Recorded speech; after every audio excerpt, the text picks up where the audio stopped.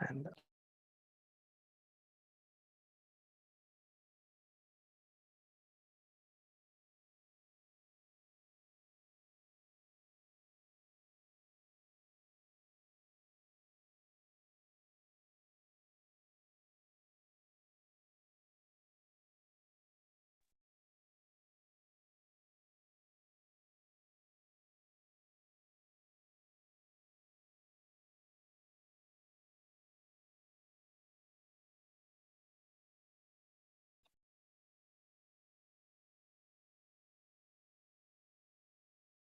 hi, good afternoon, everybody who have joined our Zoom and YouTube.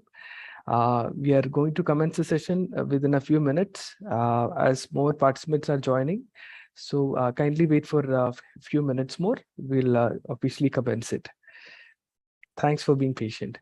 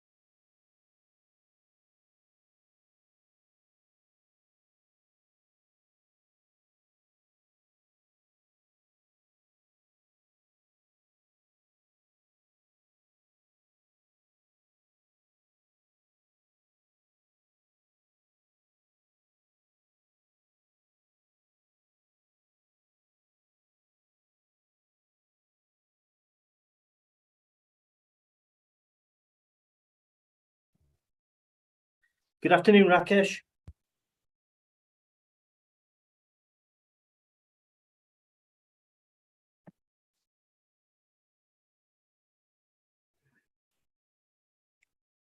Hello, Hi, Rakesh. Yeah, hi, James. Good afternoon. Good afternoon. My apologies. The broadband went down in the other building. No problem, no problem. So we have been waiting to commence the session. So if the time is not no delayed, shall we start it off? Yeah, do you want to go? Yeah, if you're ready, we can start it now itself.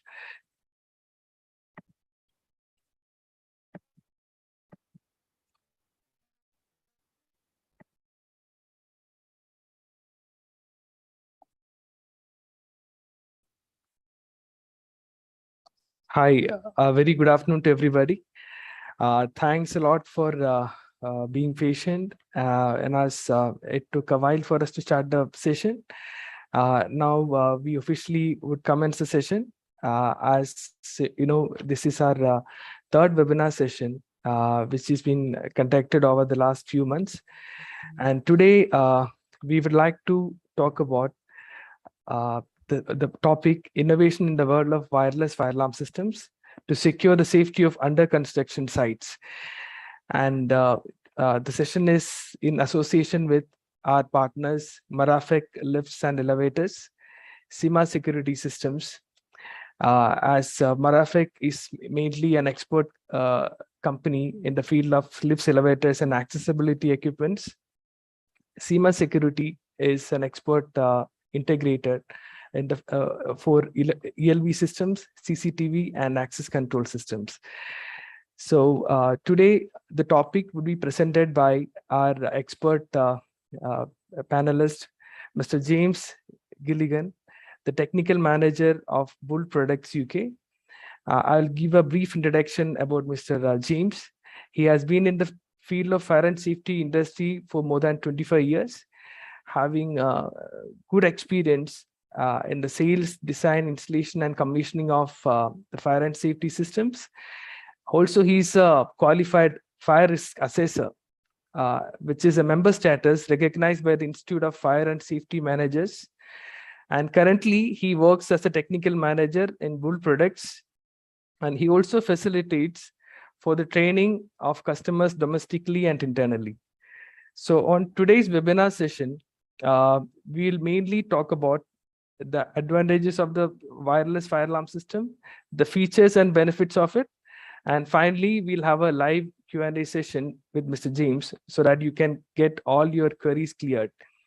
So before we move on to the presentation, we request all of you to keep a note of all your queries, questions, and concerns that might come across during the presentation of the system, which can be posted in the Q&A chat box. And we'll be answering each of those questions, and Mr. James will clarify all the technical queries that you have. So we'll move on to Mr. James. Mr. James, you can start off the presentation part.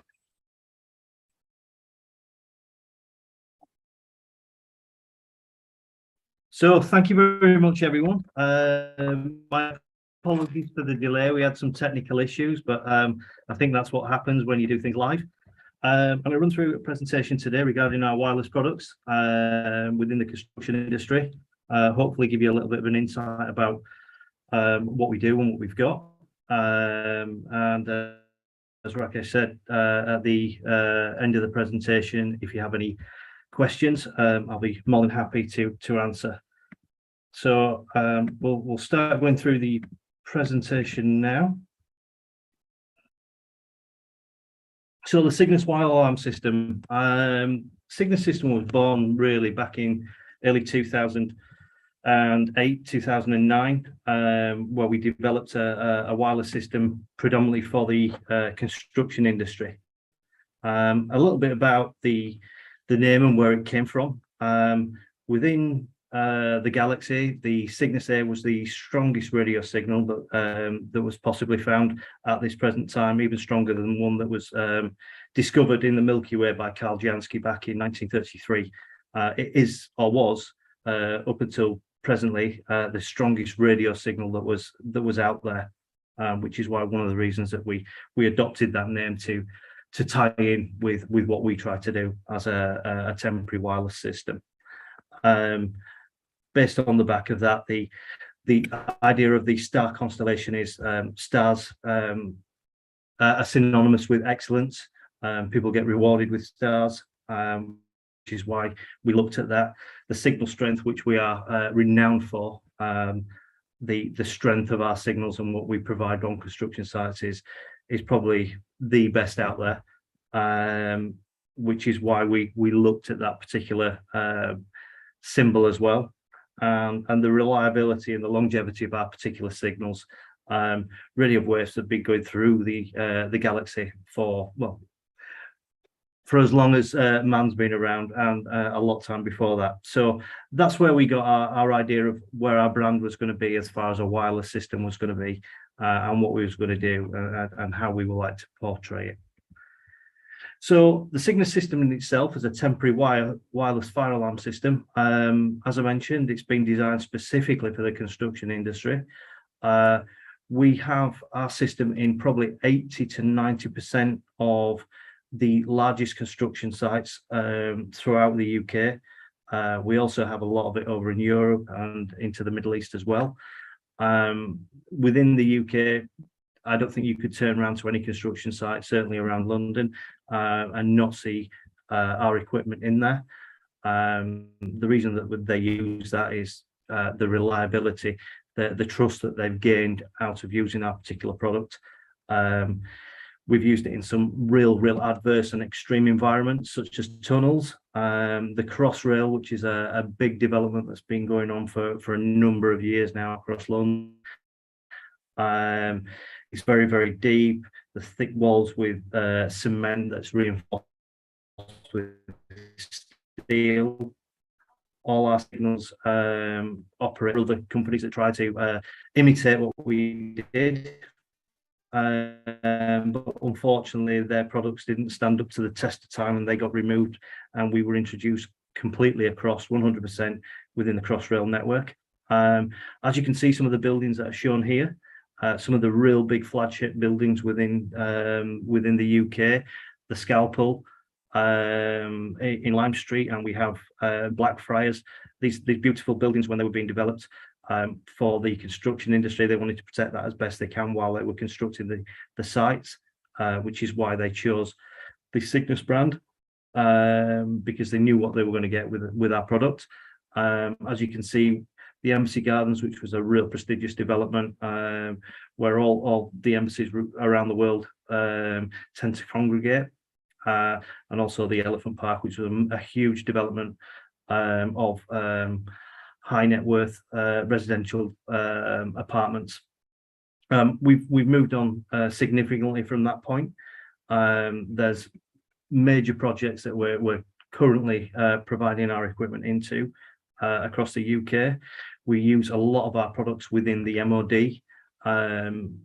The Ministry of Defence is really really big on using the Cygnus product at present, because they know the reliability and where we can put it, what we get out of the signal strength without people worrying about that connectivity.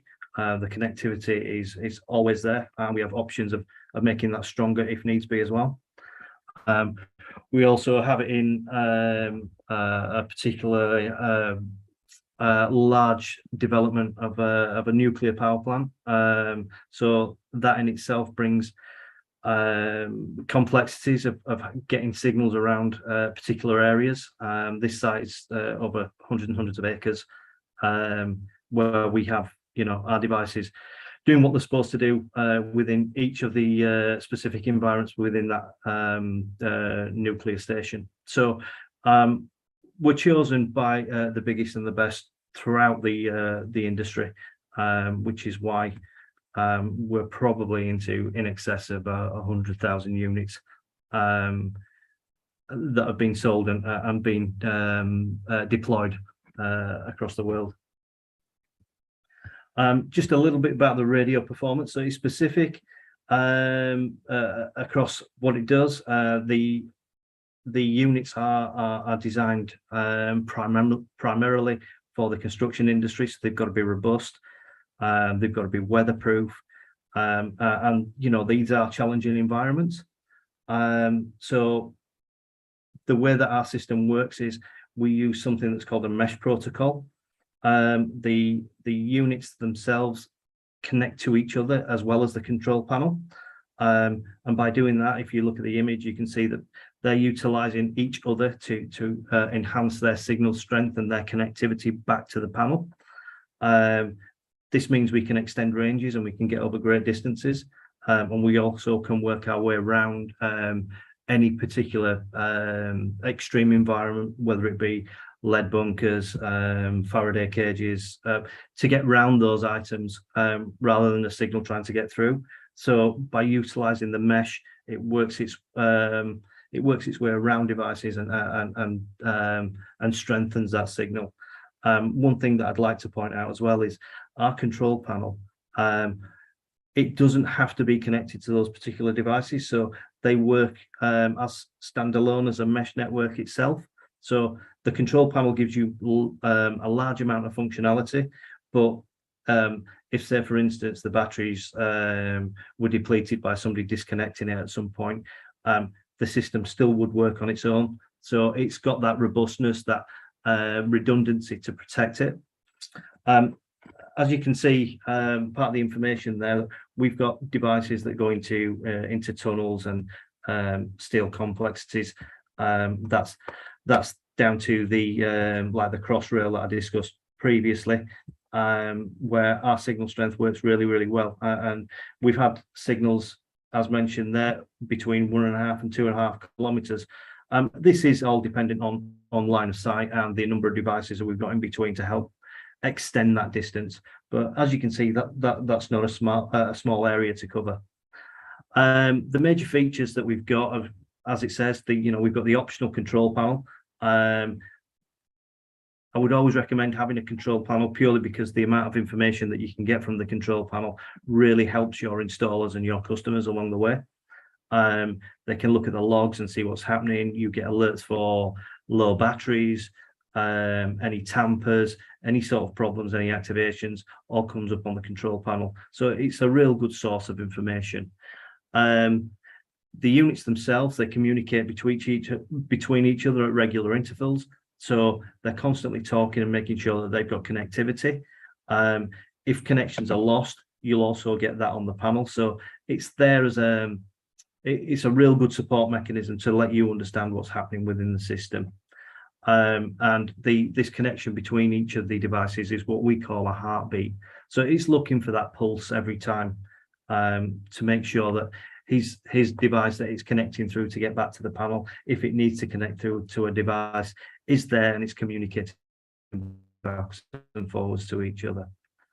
One of the things that we do have on there as well is we have a PIR option, so we can utilize it as a potential security system. This can be set up by time schedules, so you don't need to use the PIRs through the day. We can turn them off and use them on an evening after everyone's left site. We can also interface our system as well. So we have individual interfaces that we can utilize to do gate mechanisms. So automatic gates, we can interface. So when the fire alarm activates, it opens the gate. We integrate into turnstiles. So when you're restricting people to get onto construction sites, we can use the fire alarm. If they needed to get off in an incident of a fire, it would release the turnstile to put it into free spin so people could get out without any restriction. And also we can use the interfacing to tie in with existing systems that are out there. So potentially you may have a hardwired system that was in place and you've got a construction site that's working at the side of it. You may want to warn people on the hardwired side. It may be some offices, it may be a school, it could be any type of building that has a hardwired fire alarm system. But if you're working on the construction site and you have a fire, you want to alert those people, we can utilize our interfaces to trigger their systems and let them know that there's been an incident on the construction site. Although it mentions on here that we give a full year's guarantee on our products, that has actually been extended. It's actually now a 3-year warranty on our parts, excluding batteries, because batteries are a consumable. But yeah, we've upgraded that now from 1 year to 3 years. We have a real good support system in place with our technical engineers who are on call to take any queries, any problems that anyone has to set systems up and support them with any information or assistance with programming.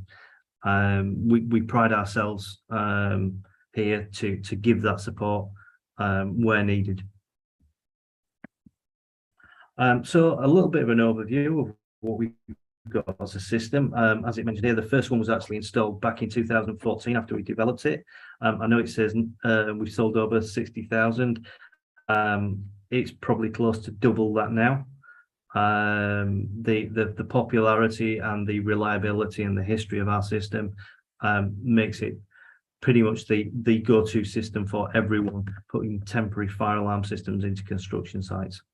Our system's C-marked and UK C-marked with the new changes. It's down as a live radio system, and it transmits out on a category 1, so it's a real good strong system that's been improved. Our system also complies with, in the UK, what our standards are the COPs, which is the Code of Practice for Fire Safety, HSG 168, which is the Health and Safety Guidance document for fire alarm systems on construction sites, and the JCOP, which is the Joint Code of Practice, which is best practice for installation of temporary fire alarm systems within the industry. We have 2 types of panels, which we'll come on to a little bit later, but as it mentions there, we can connect up to 480 devices on a system. And that's split between 15 zones on our bigger panels, and we have a medium-sized system where we have a single zone and we can have 32 units on that. We use a unique mesh protocol, which the diagram before showed, where devices connect through each other to make it a stronger signal and help connect further and farther apart, so we can cover big areas without any sort of issues. The mesh protocol is quite a unique thing within the fire industry. as far as temporary fire systems are concerned, and we've developed on that, which is something that'll be coming in the very, very near future as well. As I previously mentioned, the control panel is an option. However, we would always recommend that you'd use the control panel because you can get so much more out of your system, as far as reporting is concerned, as far as letting people know that you've had an activation. By having the panel, you can utilize an auto dialer, so that can contact people via a mobile phone, let them know which device has gone off, whether it's had a low battery, whether it's a medical emergency. So it gives a huge amount of functionality to a temporary fire system. We have a number of outputs. We have 4 in total. We do fire, first aid, we have a tamper alarm, and the PIR detector, as I also spoke about, within our devices. And the panel itself, it records its history log, which I'll come on to the numbers a little bit later. So any activations you can go back to and have a look and see what's gone off, whether you've had a power failure, whether you've got any low batteries that are coming through on the system. There's a lot of information there. Also, you've got a PIN code in there to stop people going through the menus that you wouldn't want to give it that additional bit of security. And you can also carry out silent tests. So maybe you've got particular devices in areas where you wouldn't necessarily want the sounders to be going off, whether it's meetings, whether it's anything that would require disruption. You can carry out a silent function test. So going on to the control panels, if we look at the red one first, this is the what we call the CYG6. This is our smaller unit, although it's the same housing. We have a backup battery in there. There's an LCD display that shows you the active alarms. We can go through the systems events, the network status. So a lot of information that we can pull off the display. We can program text to allow a particular device to have a name. So if we wanted to activate say a call point within the compound A, for instance, if that was activated, it would come up on the panel and it would say fire compound A. So you'd know which particular device would be activated to. We have fault monitoring. So if there's any problems with that particular device, if it drops off the network, or if there's a tampering, or you get a low battery signal, that will be displayed on the screen as well. We mentioned earlier that we have a log. As you can see, it's comprehensive. We can have up to 22,000 volts held into that log. So any activations, any low batteries, any signals, any information that's within that log can be downloaded. And 22,000 events is a huge amount. Realistically, you probably be into years before you actually filled up that amount of events. It's mains powered and it has a backup battery, and with it being the CYG6, this is what we call our smaller panel or medium panel, where we can have up to 32 devices running off that particular panel. So for a small starter site, the CYG6 is probably the one to look at. The CYG1 is our flagship product of the Cygnus One systems. It has all the same capability of the Cygnus 6, so you get the LCD display, the programmable text. It monitors all the faults at the same amount of log for history. The main differences between the two panels is with the Cygnus 1, the CYG1, we have up to 15 zones. So if you're dealing with high-rise development, you could section it up on zone by zone, on floor by floor. And you can hold up to 480 devices on this system. So quite a substantial amount of devices that you could put onto this system, depending on the number of floors and how you want to do it. If you're into 20 or anything after 15, you could actually utilize 2 panels or 3 panels. It's entirely up to you to get to where you need to be. If you were using 2 panels, obviously you're into 960 devices and so on. So it's not a case of once you get to 480, you can't do any more. You can use an additional panel and then have another 480 devices, but they wouldn't communicate between the 2 panels because they have a unique site address. So you would get them onto the two separate panels, and there'd be no cross communication there. So that's another real good thing to show the robustness from it. The type of devices we have the CYG2, which is the call point and sounder on there. We have the CYG2F. The F is for the first aid. So if you notice, we've got the green band on there that we can have a first aid alarm. The idea behind the first aid alarm is it actually gives a different siren out there, so you can identify it differently from a standard fire alarm noise. And then we have the CYG2, which is called the 85 dB.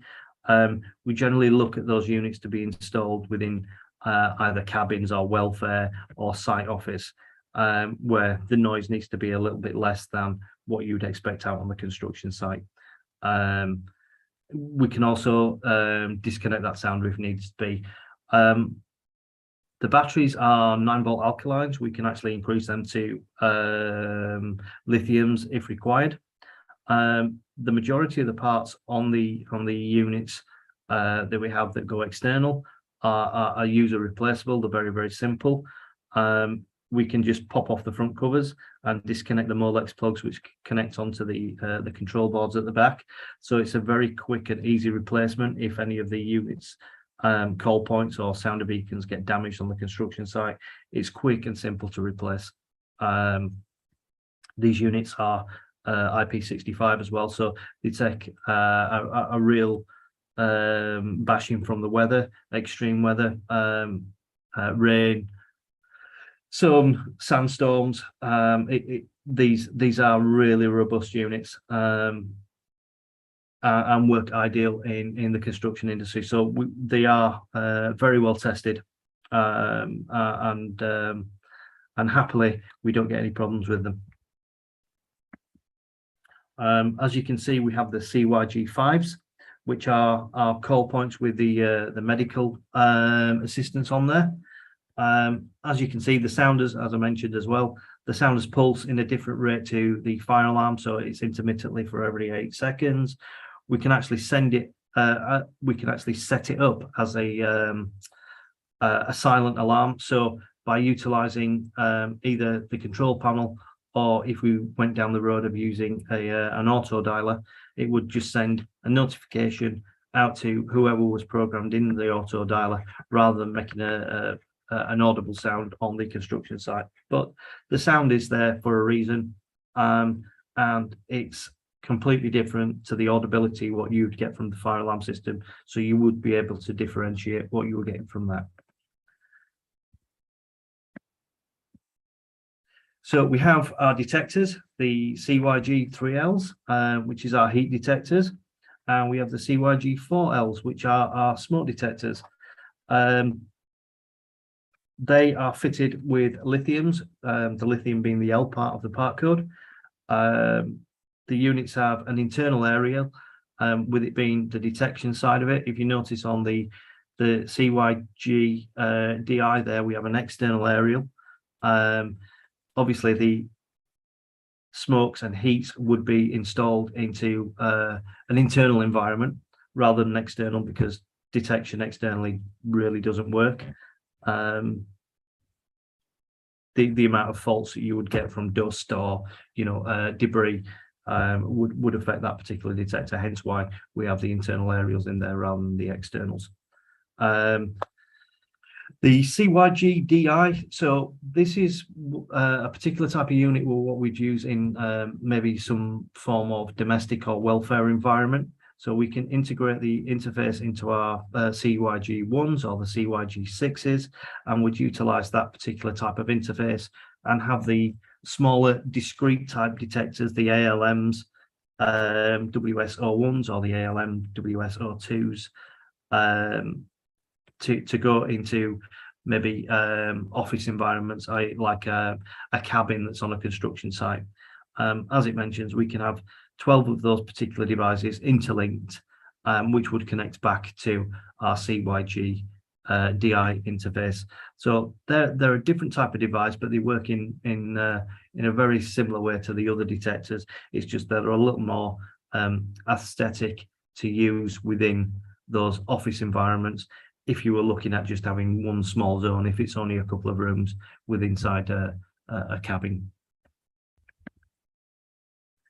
So the auto dialer, as I discussed before, we can connect this onto our main control panel.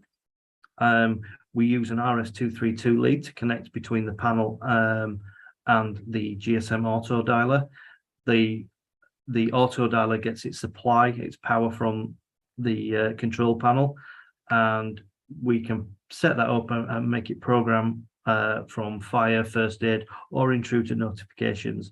This is done via GSM, and we also have an app for this, so we can pre-program it via a mobile phone app and send the details to the GSM unit without actually being at site. So if there was a request that a new site manager or a new contracts manager was coming onto site, we could utilize his details and program his phone number into the GSM auto dialer, or your client could do that without somebody actually visiting site. So it's a real good feature to have on there. Certainly if you're working on large construction sites, sending a message across site when a fire alarm's gone off from one side of the site and you may have somebody who's a couple of 100 meters away, really makes this thing an ideal tool to have within your temporary fire alarm system. So that's an overview of what we've got as the Cygnus One system. We are developing something that's very, very exciting and will be with us in the near future. But I thank you all very much for your time. And if you have any questions, please feel free to ask, and hopefully, fingers crossed, I'll be able to answer them for you.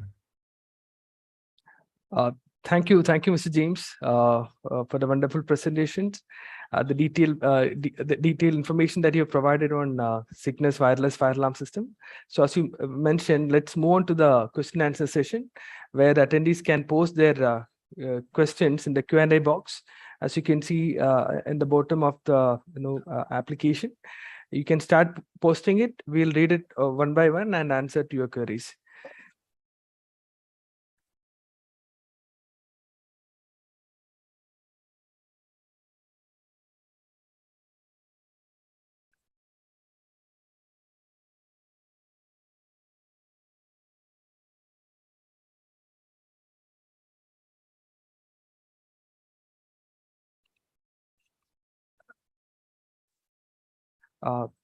I think so far, yeah, we have got the first question from Mr. Vijay. So James, I'll just read it out, okay? So Mr. James, the question is from Mr. Vijay Kumar. His question is on the option of getting UL listing for the system. The honest answer for this particular system, the Cygnus One, is no. As far as the UL is concerned, that will be something that, as I mentioned only briefly, we have something very, very exciting coming forward very shortly, which the UL listing will be something that we will be looking at very, very closely. But unfortunately, with this particular product, this wouldn't be going for as a UL listing. To add on to that question, so his point is that he wants to sell out this product in the Saudi market. So in Saudi market, it seems that the UL listed systems are preferred to be sold easily. I think that is what his query was all about. Right, okay. So within the Saudi market, I'm assuming they're quite big on EN54 as well, not just UL. Yeah, Mr. Vijay, I hope this clarifies your query. So now we'll move on to the next question from Mr. Adam. He has mentioned about a specific case where he has a project of having around 200 numbers of villas. Yeah. So he would like to use one panel for a set of villas, say 20 to 30 villas, and or else another option he's asking, is it necessary to have each villa having separate panels, and we need to get the each panel information and details need to get in 2 or 3 repeated panels. So I think what he meant is, maybe his question is, the first point is whether do we need to consider one panel per villa, or in such cases, do we need to consider multiple repeated panel to cover that entire area? And the next option that he gives is to consider 20 to 30 villas as a group and consider one panel with networking or interfacing among the devices. That is the second option he has given. And then the next point, one second, I think it's been answered by Mr. Shaheen in between. And how many panel can network in a single master panel? So basically, his question is all about one particular villa project having 200 villas, interfacing the panels and devices for each villa or for a group of villas. So Mr. Shaheen has already replied to it. Right. Okay. This is basically used for under construction sites. So for such application, there is another solution possible. So that is what the answer given by Mr. Shaheen already. So I think we can move on to the next question, I hope. Yeah. So is that Benny? No, yeah. The next one is from Mr. Benny. He's asking about the range between devices and a panel in a mesh network. Yeah. So depending on the locations and what's in the way, we can get up to 700 meters line of sight between call points. We have had more than that, but it depends solely on the site. We need to look at the overall layout of how we would put devices together, but certainly depending on if it was a multi-story building, you'd be quite comfortable doing a couple of 100 meters between. The big thing is to make sure that you've got something very fairly close, within sort of 50 meters between the control panel and your first device, and then after that you can extend from that point. I think it all depends on the type of structure or the development that you're looking to put the devices in, but we can get very, very good distances between devices. But if it was a line of sight, we could do up to about 700 meters. Realistically, I think you're going to be into maybe a couple of 100 meters between devices on general sites. So depending on the project, I don't think he'd have a problem with what he was looking to try and achieve. Thank you, James. I hope Mr. Benny's question is being clarified. So in relation to the same question what Benny has posted, Engineer James has a question, as he's asking about the difference between a mesh protocol connection in comparison to the radio frequency communication of devices. Could James elaborate a little bit more on that, what he's looking to trying to find out? I mean, the mesh protocol utilizes radio frequency anyway on 868.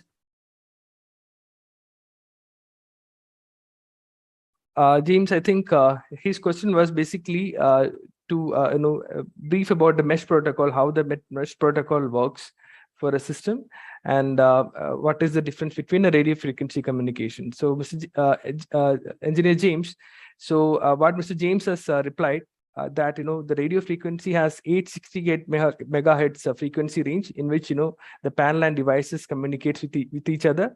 Even in the case of Cygnus, the device to device communication is also possible. So that's correct. Yeah, so I think that is what the real difference is all about.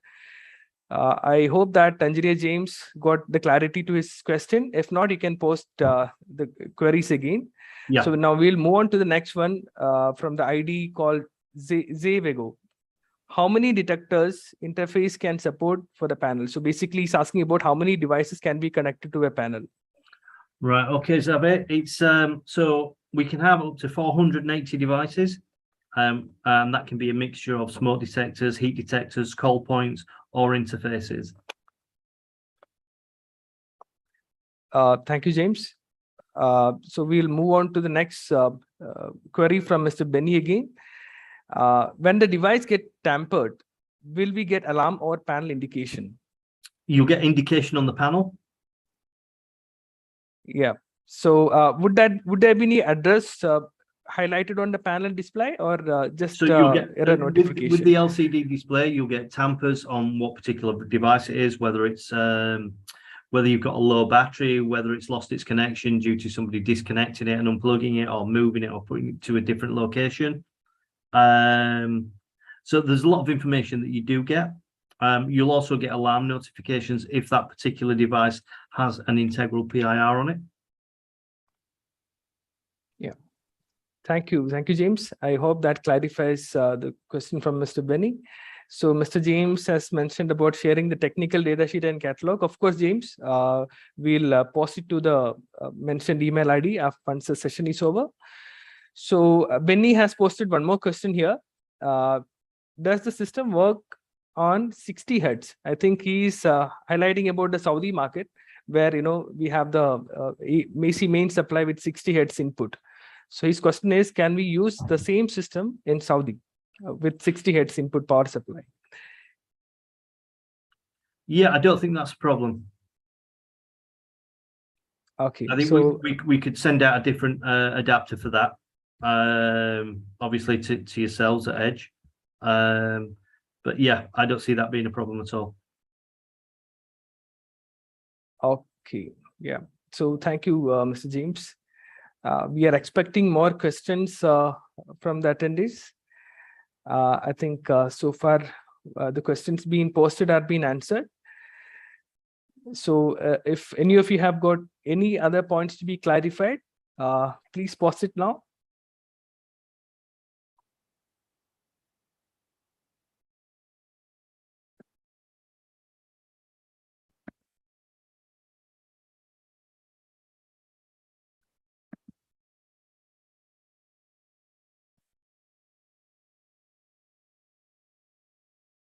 I think hopefully all the queries and questions were cleared out for the attendees.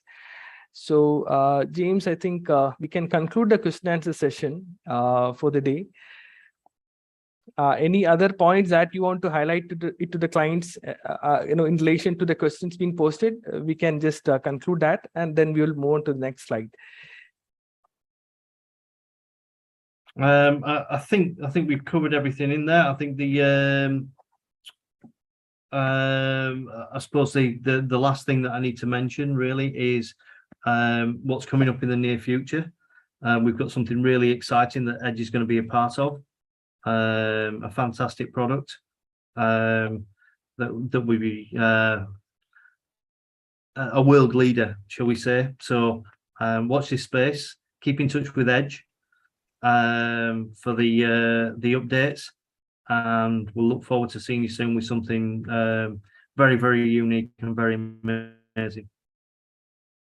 Yeah, James, I think we've got two more questions here. I think we can answer those as well. The question is from the ID Zave Ego. Can we integrate hardware devices to the wireless panel? That is what his question is. I'd need a little bit more. I think what he meant would be there might be a wired fire alarm system, for example.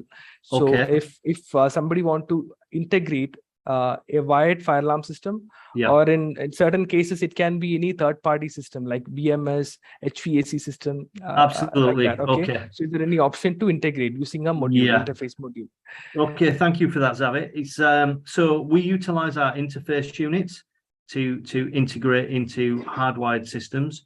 So as Rakesh mentioned there, we could use our interface to connect into a BMS system. So if our system went off, it would trigger an input onto the BMS. So that would alert that type of the system. Alternatively, we could use the interface to connect into an input on a fire alarm panel. And when our system went off, it would trigger their fire alarm panel. Or we could use our output on our interface. And if the hardwired system went off, it would trigger the input on our interface and trigger our fire alarm panel. So I hope that answers your question. We can do some integration there. I think myself and Rakesh have interpreted it correctly. Yes, James. So I think that answers to the question. And Engineer James has posted a small query again on the possibility of having mesh networking in Bluetooth. So I think it's maybe a bit not related to the subject, but still, if you have any answer to that, you can please clarify it. Yeah, I mean, as far as Bluetooth, no, it's not connected via Bluetooth.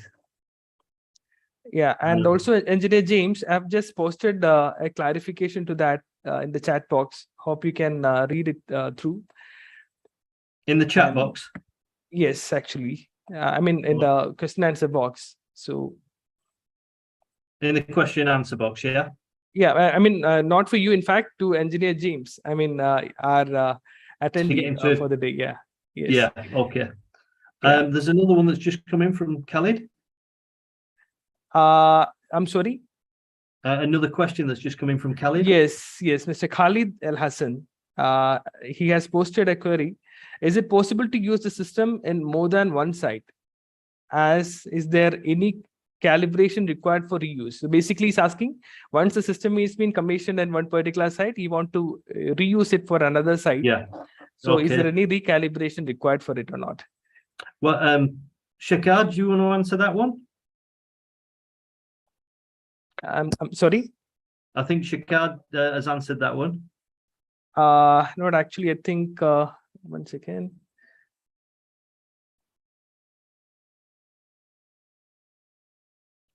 I think, no, I think that was a mistake. Maybe I could not find any answer to that question here.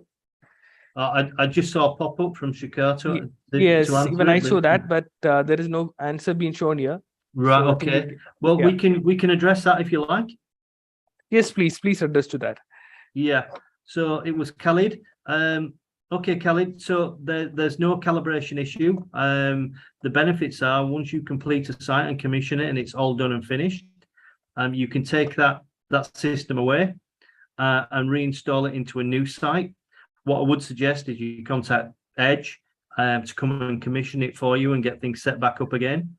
But the benefit is you're only paying for that system once, and then it creates more revenue when you move it from site to site to site and just get it recommissioned as you go through those projects. So it really is versatile by doing that. I hope that answers your question. Yes, Mr. James. So I think that brings to an end of our Q&A session here. I think we have answered to almost all the queries. Around 13 questions were answered. Yeah, I think the last post has come from Engineer James, thanking us for the clarity given on it. So I think we can conclude. Thank you very much, James. Yeah, we can conclude the Q&A session here. Could you please move on to the next slide, Mr. James? Yeah, sure. Just bear with me. And we all thank you once again for the clarity provided on the answers here. So we expect all your support for the further queries and concerns that may arise from our clients, so that we can post it to you online as well. That's no problem at all. I'm more than happy to help. Yeah, thank you, Mr. James. So now we'll move on to our next slide here. Could you please? Yeah, have you got that? Yeah. So here in the next two slides, we can see a glimpse of the highlights being showcased from the UE Life Safety Code on the use of temporary wireless fire alarm systems for the buildings under construction and for the buildings undergoing alternation or modification. So we have just highlighted this portion to bring all your attention to it, that it's been mentioned in UE Life Safety Code, Chapter 12, page number 972. If you want to go through the things in detail, you can see line item 4 in table 12.8. So this is where the mention about the temporary wireless fire alarm system is given in the UE Life Safety Code. So it is always advisable to ensure the protection of the people all around. for this construction sites. So going to the next slide, you can see the topic for our session number 4 in the expert webinar series on fire suppression systems. So you can stay tuned to know more details about the schedule of it. We'll come back to you soon for that. And also, before we wind up the session, we request all the attendees to provide all your valuable feedback and suggestions in the pop-up screen that you would be able to see over your screen, okay, over your what do you call the browser, where you can give your suggestions and feedbacks, which will always help us to improve our quality of content, the quality of presentation in the upcoming sessions. And also, we would like all of you to be in touch with us through our website. Also, you can follow us through our online social media handles in Facebook, Instagram, and Twitter, and even in LinkedIn as well. So for any queries, concerns, or support, please be in touch with us. We are always there to support you. And we would like to thank Mr. James, especially the entire Cygnus team. And we also would like to thank our associates here who are partnered for this webinar series, Marafek Lifts and Elevators and SEMA Security Systems for all their support. And we, last but not the least, we would like to thank all the attendees who have been present for this session. And we would like to thank everybody once again and have a wonderful evening ahead. Thank you. Thank you very much.